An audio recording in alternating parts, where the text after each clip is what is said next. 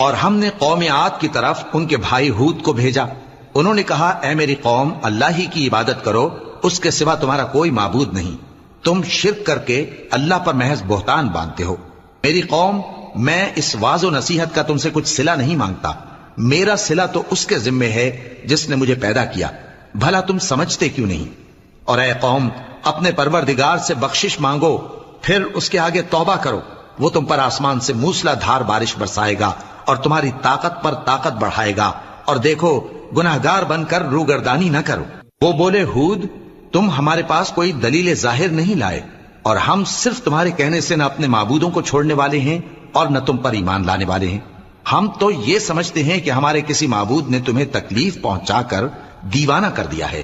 انہوں نے کہا کہ میں اللہ کو گواہ کرتا ہوں اور تم بھی گواہ رہو کہ جن کو تم اللہ کا شریک بناتے ہو میں ان سے بیزار ہوں، یعنی جن کی اللہ کے